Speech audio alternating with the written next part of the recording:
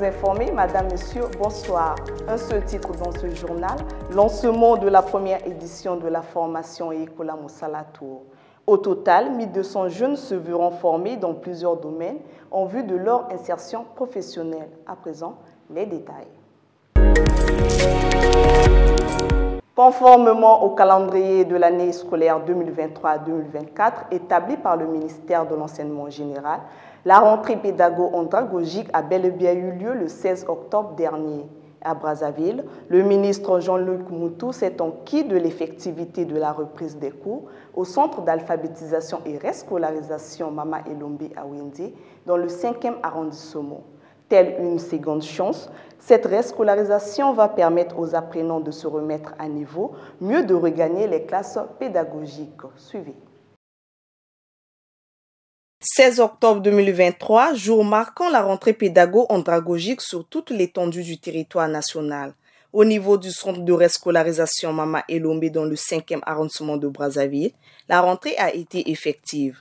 Pour le ministre de l'Enseignement général, cette reprise de cours rentre dans le cadre de la résilience du système éducatif congolais. Au-delà de la rentrée du 2 octobre, aujourd'hui, cette date elle est importante puisqu'elle marque cette rentrée pédago-andragogique et on peut se réjouir de ce que, évidemment, les classes sont pleines, le système est fonctionnel et nous ne pouvons que nous rassurer de ce que les apprenants seront toujours là et avec des demandes nouvelles, puisqu'ils voudraient qu'à partir de maintenant, nous puissions penser à leur construire ou à mettre en place un lycée dans le cadre de ce mécanisme. Et nous avons cru bon, justement, au niveau du ministère, de pouvoir réfléchir à cette problématique nouvelle. Toute notre vie est dédiée aux apprentissages. Il faudra justement faire passer ce message pour amener toutes ces catégories de personnes à revenir sur le banc de l'école et d'essayer de combler ces déficits. Abigail Oko exhorte d'autres qui sont dans la même situation qu'elle de renouer avec le chemin de l'école, car il n'est jamais trop tard pour apprendre. Je vous en prie, je vous en supplie de revenir parce que c'est vraiment important. Bon, déjà, si tu ne connais pas lire, si tu ne connais pas écrire, tu es carrément rien dans la société. Il faut savoir écrire et lire, c'est vraiment important. Ce centre compte 227 apprenants dont 147 filles. Cette ronde s'est poursuivie dans les centres de l'unité africaine à Potopoto et Congo-Diamoukouba à Makelekele. Peu avant, le ministre de l'Enseignement préscolaire, primaire, secondaire et de l'alphabétisation Jean-Luc Moutou a inauguré le premier module du CG Michel Moussoso à Mayanga. Ce CG va désengorger l'ancien collège de Mayanga et rapprocher les élèves de l'école. Reportage signé Loïc Kwamba. Ce sont les élèves de la 6e et 5e qui auront le privilège de faire cours pour la première fois dans ces locaux du CG Michel Moussoso nouvellement construit. Bâtiment construit dans le but de désengorger le CEG Mayanga qui ne pouvait plus recevoir tous les élèves de ce secteur. Nous avons ce matin procédé à l'inauguration du collège pour permettre ainsi aux enfants de notre système éducatif et particulièrement ceux qui sont installés dans ce 8e arrondissement Madibou de Brazzaville de pouvoir bénéficier d'un nouveau cadre d'études et d'apprentissage à proximité de leur domicile, conformément aux orientations de son Excellence, Monsieur le Président de la République, chef de l'État, qui voudrait justement que nous puissions émailler ainsi l'ensemble de notre territoire national d'infrastructures dignes et de qualité dans le cadre de la prise en charge effective de la jeunesse scolarisée de notre pays. Concernant les sites en construction, le ministre de l'Enseignement préscolaire, primaire, secondaire et de l'alphabétisation, Jean-Luc Moutou, rassure. Nous faisons tout le nécessaire pour que toutes ces infrastructures ouvrent leurs portes et nous l'avons promis. Et il faudrait que nous puissions atteindre tous ces objectifs sur l'ensemble du territoire national. Et ici aujourd'hui à Pierre-Michel Moussoso et bientôt certainement le lycée de Siafumo que vous évoquez est déjà ouvert. Ce sont les travaux du gouvernement, les travaux que nous avons réalisés et qui attendent tout simplement d'être inaugurés. Mais parfois ce sont des établissements qui sont déjà fonctionnels parce que nous avons demandé justement que les portes de ces écoles ouvrent pour pouvoir recevoir les élèves de notre système éducatif en attendant justement que l'autorité ne vienne procéder à la coupure du ruban symbolique. Plusieurs défis sont à relever et le gouvernement congolais s'engage à améliorer les conditions d'apprentissage des élèves, a conclu le ministre Jean-Luc Moutou. Autre fait de l'actualité, le haut-commissaire à la justice restaurative, à la prévention et au traitement de la délinquance juvénile, Adolphe Mboumaba, a lancé le 18 octobre à Brazzaville la première édition de la formation qualifiante dénommée Yekola Mosalatour. Objectif, former les jeunes de tous les arrondissements de Brazzaville dans divers métiers afin de réduire la délinquance juvénile. Une fois de plus, Loïc Kwamba. Au total, 120 jeunes vont se faire former en menuiserie, coiffure et coupe et couture. C'est la résultante du programme de formation qualifiante dénommé Yekola Mosalatour. Sa plus-value est de donner les bases nécessaires de la pâtisserie, l'informatique et le journalisme à ces jeunes. L'initiative étant du Haut Commissariat à la justice restaurative, à la prévention et au traitement de la délinquance juvénile et de l'Association des artisans de l'Outassi. Elle a pour objectif de réduire la délinquance juvénile via l'accès à l'emploi, comme prévu dans la stratégie nationale de prévention et de traitement de la délinquance juvénile du Congo. La présidente de l'association explique.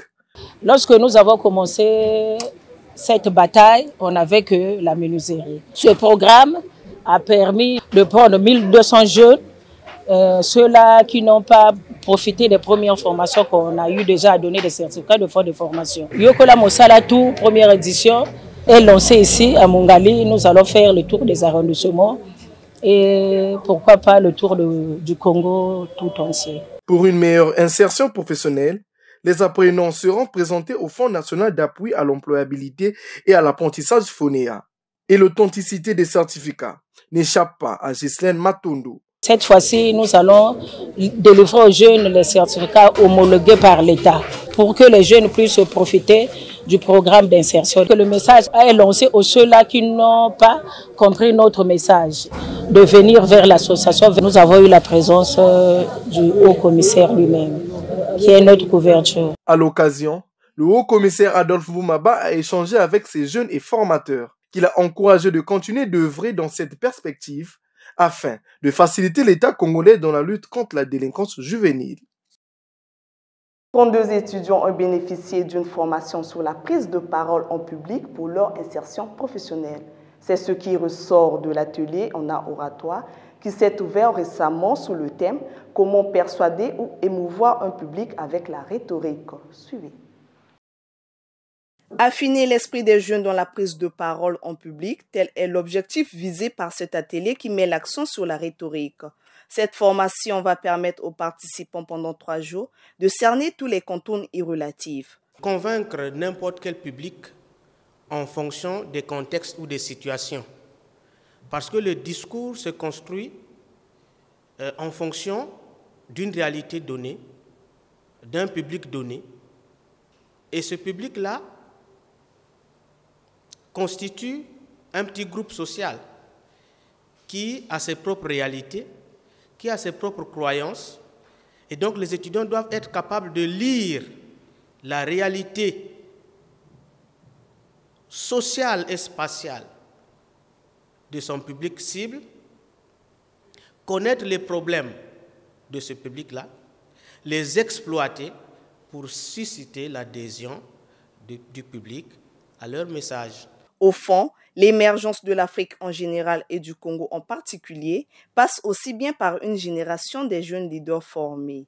Les formateurs, ce sont des formateurs expérimentés qui viennent mettre à la disposition des apprenants les outils nécessaires qui vont leur permettre de mieux défendre leurs projets, leur CV, leur entretien. Conscient de l'importance de l'art oratoire dans le quotidien des étudiants venus de plusieurs établissements universitaires publics et privés, ceux-ci ont loué cette initiative. Je suis impressionnée par la formation qui se déroule parce que c'est une formation premièrement qui est gratuite et qui met à notre disposition des facultés sur l'art oratoire. C'est un bon thème déjà qui permet aux jeunes de persuader le public, de convaincre et de ne pas avoir peur de s'exprimer. C'est comme ça que nous allons nous améliorer, nous allons nous amender dans notre parlure, dans notre formation. Le Centre d'employabilité francophone a pour mission principale de faciliter l'insertion professionnelle des étudiants et d'accompagner leurs premiers pas sur le chemin de l'entrepreneuriat. Insertion des jeunes toujours, le Centre Don Bosco s'implique davantage dans la formation des jeunes aux métiers industriels. Créée depuis 1992, cette école de formation professionnelle située à Diré dans le 9e arrondissement de Brazzaville joue également le rôle de catalyseur entre les apprenants et les entreprises. C'est un constat de Welcome Dévolo. Le centre de formation professionnelle Don Bosco vise la préparation d'une classe ouvrière qualifiée pour répondre aux besoins des jeunes Congolais en manque de formation. Cette structure encadre dans plusieurs filières, en l'occurrence l'informatique, l'électricité et la menuiserie. Le directeur de ces centres revient sur son bien fondé. La première expérience du centre a commencé dans l'enceinte du foyer Abraham, derrière le marché Total.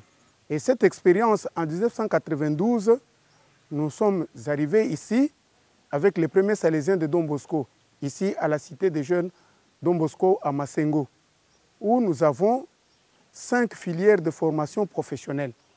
De ces 5 filières de formation professionnelle, le but, c'est de préparer une classe ouvrière spécialisée, capable de répondre aux besoins de notre société. Cet établissement est pour les jeunes comme une école de la deuxième chance. 80% des jeunes qui viennent ici, ce sont des jeunes qui ont déjà tenté par-ci, par-là, ils n'ont pas été admis ou n'ont pas satisfaits et parfois négligés par la famille ou par la société. Et alors, quand ils reviennent ici, on essaie, dans la mesure du possible, selon la pédagogie de Don Bosco, de rattraper tous ces jeunes-là pour leur donner un métier. C'est ce que nous pouvons lire là. Du pain, du travail et le paradis. Par ailleurs, le responsable du site Don Bosco interpelle les autorités congolaises à les accompagner dans la lutte contre l'érosion qui menace dangereusement ce lieu, ce au bénéfice des apprenants. Depuis le 1er janvier 2023, l'érosion a frappé la porte de la cité Don Bosco et le mur est tombé.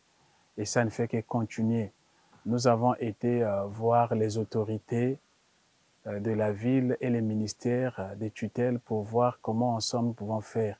Il y a eu quelques agissements venant de la part des voisins et de nous-mêmes, mettre un peu de sac par ici, essayer de planter un peu les végétations, mais jusque-là, c'est vraiment pas grand-chose. Alors nous faisons encore l'appel aux autorités pour que dans la mesure du possible, qu'ils viennent secourir la cité Don Bosco qui est menacée par rapport à la sécurité des gens du quartier, par rapport aux élèves qui viennent étudier ici, apprendre le métier. Et au fur et à mesure que les jours passent, peut-être que les pluies qui sont en train de commencer là, notre angoisse est encore plus grande. Ce centre est situé à Diri, dans le 9e arrondissement de Brazzaville, et reçoit des jeunes qui ont au moins le niveau 4e. Au centre de formation Don Bosco, plusieurs filles s'intéressent de plus en plus aux métiers industriels. Ces filles nous ont partagé leur motivation et leur intérêt pour ces domaines techniques. Suivez. Ces filles sont complexes, embrassent les filières industrielles qui sont considérées comme les métiers d'hommes. Pourtant, peu de filles optent pour ces métiers. Beaucoup de jeunes filles d'aujourd'hui préfèrent plus des métiers tels que des métiers plus faciles, du secrétaire, un peu des métiers en délire. Les femmes ne sont capables de faire d'autres métiers tels que l'électricité. Même arrivé ici, beaucoup d'hommes disaient que on n'a pas notre place ici. Mais moi, je veux juste prouver que on a notre place partout. Ils ne doivent pas trop rêver d'être juste directrice, influenceuse, entrepreneuse. Ils doivent aussi rêver d'autres choses. Parce que de nos jours, on cherche des mécaniciens, on cherche des électriciens. Donc, s'ils ont leur passion dans ce domaine-là, ils n'ont qu'à venir, ils vont apprendre et faire ce qu'ils veulent. Apprenantes dans ce centre, c'est depuis la tendre enfance que ces filles ont nourri le désir d'œuvrer dans ces options, à l'instar de Daphné et Saint-Tige. Depuis que j'avais l'âge de 9 ans en classe de SAM1, je suivais souvent la chaîne I de la famille Kardashian. Et j'aimais beaucoup suivre Kendall qui avait beaucoup de voitures. Je voulais être comme elle. Non, mais créer ma propre voiture. De un, j'aime la mécanique. La voiture, c'est juste une passion pour moi. Et je suis fière d'être mécanicienne parce que j'aime ça. Au centre de formation Don Bosco, la question du genre n'est pas un problème. Dans notre pédagogie, nous disons qu'il n'y a aucun métier que les filles ne peuvent pas faire. Les filles peuvent faire autant que les garçons. Et d'ailleurs, dans notre structure, cette année, nous avons sur les 386 élèves qui sont déjà là, il y a 12 filles. Et nous avons mené un plaidoyer auprès des bienfaiteurs pour demander comment nous pouvons avoir des subsides pour qu'une fille qui est parmi les 5 premières des classes, les subsides de bienfaiteurs couvrent sa scolarité et elle ne paye plus. Cet établissement travaille en collaboration avec les entreprises de la place pour aider ces jeunes d'intégrer le monde de l'emploi. C'est l'école qui cherche le lieu de stage et nous accompagnons les jeunes pour qu'ils fassent son stage de 3 mois. Et à la fin, les jeunes nous font un rapport et nous appelons le maître de stage et nous regardons le rapport ensemble pour que nous puissions évaluer les jeunes et pouvoir l'insérer dans la société comme travailleurs. En plus de la formation théorique que reçoivent ces apprenants, ils font également la pratique en atelier. Ce centre existe depuis 1992. C'est la fin de ce journal. Merci de l'avoir suivi. Collaboration rédactionnelle Célian Boukou, coordination Bénénade Ondaï, à la caméra Dimi Carter, le tout sous la supervision de Fred Bokoko. Quant à moi, je vous dis au revoir et bonne suite de programmes sur UAD TV.